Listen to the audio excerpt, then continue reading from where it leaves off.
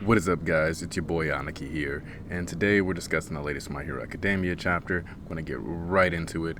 So, first things first, we notice that the first thing we see is a cutaway or a flashback that Endeavor is having, where he's remembering the ways in which he's interacted with Hawks prior.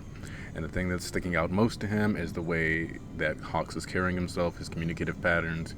And I think it's kind of important to note that one of the things Hawks did was go out of his way to establish that he wanted Endeavor to be a good leader, symbol of peace, etc.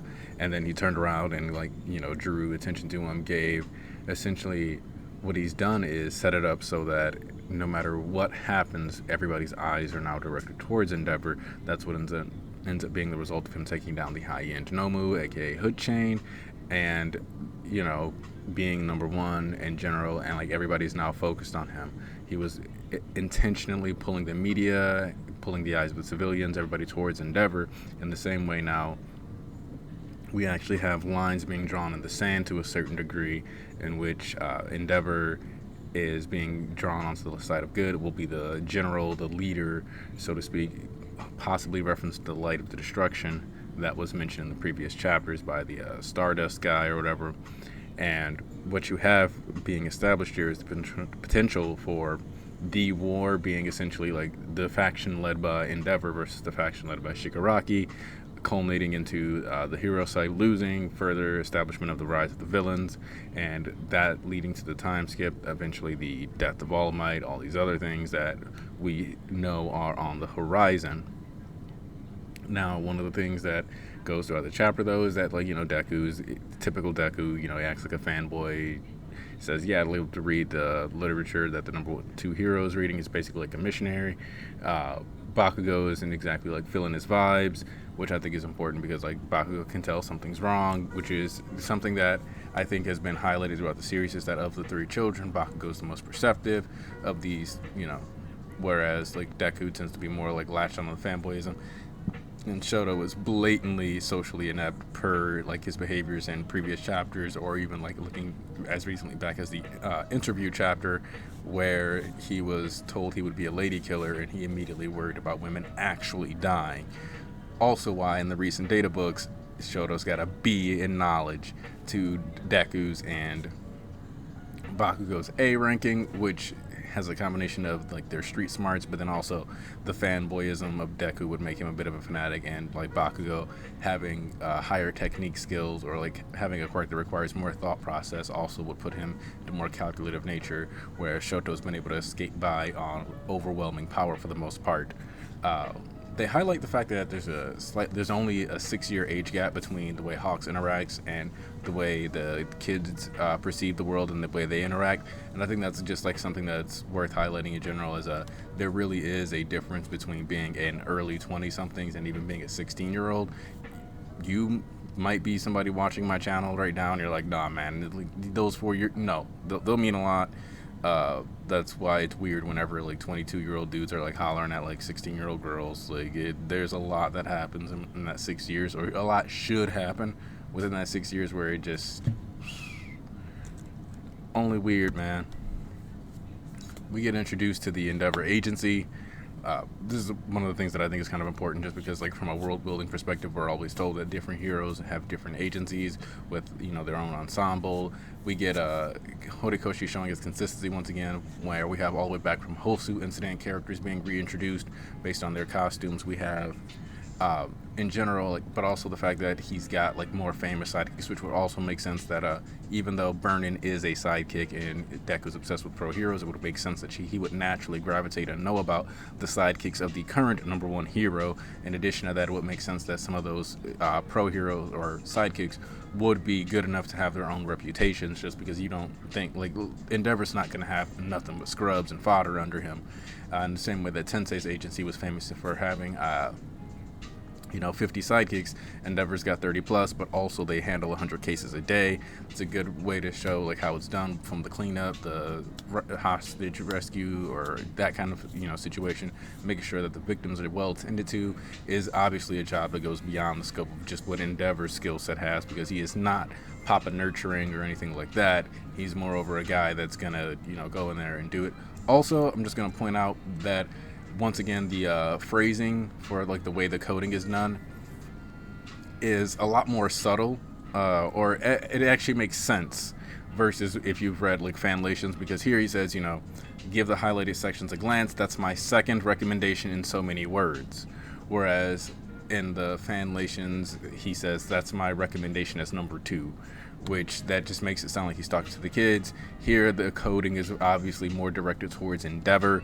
Endeavor, who would notice the behavioral shift. In addition to that, notice that he's speaking in a strange pattern, and that what he was describing would be directly counterintuitive towards what they are eventually advocating for, especially as we skip past the sidekick interactions where it's discovered or basically stated that if Bakugo and Deku want anything out of the internship, they're going to have to step in and cut in on other pros' works, which was already established as something that we saw in the very first chapter when Mount Lady came in and stopped Kamui Woods from getting credit from facing down that giant villain. It's a dog-eat-dog world. You got to come in, you got to save the day, and sometimes you got to steal the spotlight from other people. This is something that Bakugo's already, accustomed to. That's where his mentality is anyway. Hold on, my hair is sticking out. Hey, look at that. So, I have an anime character here. And that was with me doing something to it today. Anyway, also, nani? Anyway, alright, so, the main thing that I just wanted to highlight with that is that like Bakugo understanding completely that this is like the way it works. That's always been what he's about anyway. He's not necessarily captain teamwork, so even though he's working with a team, he's not necessarily the guy who's like, that's not his first go-to maneuver or thought process on how to handle these situations. Now we get lots of little establishing this is how the agency works. But then we immediately cut to something that we probably didn't think was going to happen in the same chapter that Endeavor actually got handed the book in. And, he's stating, that wasn't the real you. One of the things we're noticing here is that Endeavor didn't just, skate by and happen to get those cases solved. This is a guy who with actual intelligence, who actually thinks these things through. And we get to observe that in the way that, like, when he's reading through slowly and he sees, and what I think is important is that second word being opponent or enemy, depending on the translation you read, but in this one it says the opponent. The thing about this is that that's a tip-off. That's the big red flag. He specifically highlighted the word with opponent and then like meta abilities, and like you see from there. So, and by the way, the fact that Caleb Cook took the time to translate even the like side words, it turns out there's actually even more stuff written. Like, the guy actually took the time to write a detailed manifesto for Destro within the context of the book. According to Caleb, the rest of the translations doesn't fit on the page. I do kind of hope that at some point we would get like a fan release or an explanation from him that like clarifies all the things that the page said, so that we can find out what more. Just because if Horikoshi took the time to put it into the series, I would love to see what the results actually were. That's just my personal opinion. Maybe some of you guys don't feel like reading the rest of the Destro manifesto would be interesting.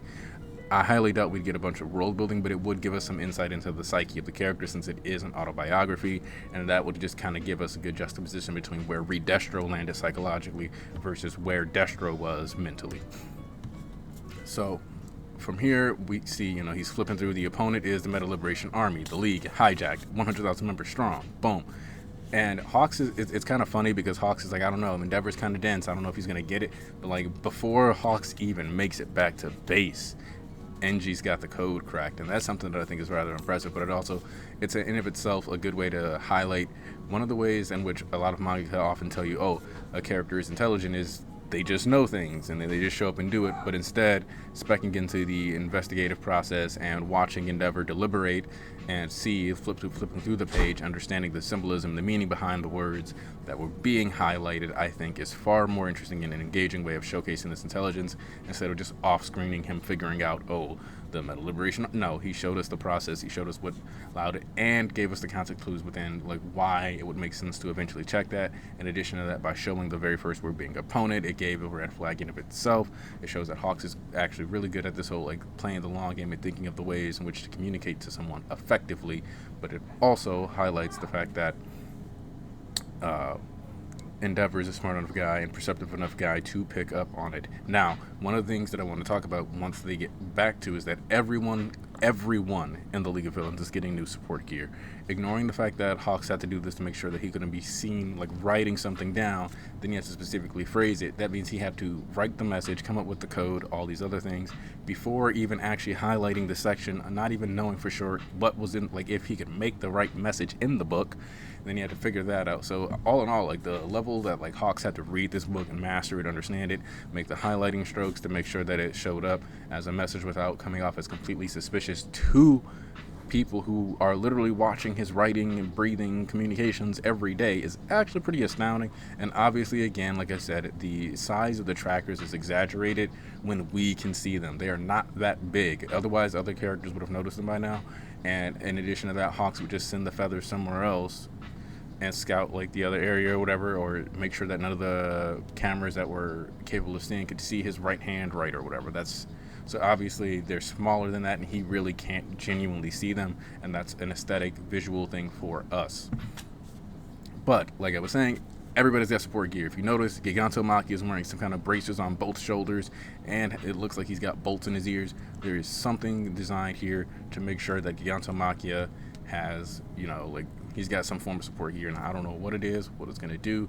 All I know is that he was a scary enough opponent before that. He's only going to be more terrifying now that he has it. Furthermore, twice, has this little moment where he decides he wants to, recruit Hawks, tells him to join his team. Obviously, Dobby's probably claimed him as his subordinate, even though he's also working with Skeptic. So Dobby specifically notes that it looks like the three boys have not grown, so they at least have a conversation revolving around the three students so that we know that they're still on the radar. And we cut away to Hawks doing something that we kind of were aware that he could do, but it's explained in further detail back in that he said he could feel all the vibrations in the air and notice these little things. So we know now that the way that Hawks has been eavesdropping the entire time has literally just been by reading the vibrations of the air with his feathers to translate the subtleties in human speech to figure out what people meant. That's how he was able to gather the information on Gran Torino. More than likely, anywhere that Hawks is at any given time, he is listening. He's kind of like an L, but I think there's a certain, like, with less range. He's like a lower range NL, but with high speed, which, by the way, with confirmation that Hawks is an S plus speed character, and Endeavor being Mach speed with only around, I believe, A or A plus level speed, we definitely know that Hawks is likely in the multi-Mach tier. That's just more scaling for you, for the meatheads out there that really love those kinds of stats. We get the confirmation that the timeline is going to be in 4 months. We have 4 months until the end as far as the League of Villains and the Paranormal Liberation Front is concerned, and we should get like a final picture of Shigaraki just standing there shirtless in the middle of his photo shoot for his R&B cover for his 90s album, and he's just ready to go. You can tell that the rain has just been dripping down on him, but anyway, no, we know that we got 4 months. That's the timeline. Endeavor knows that there's 4 months. Endeavor's going to have to figure out who he's going to tell. That's the main thing. Who is he going to tell? Who is going to be involved?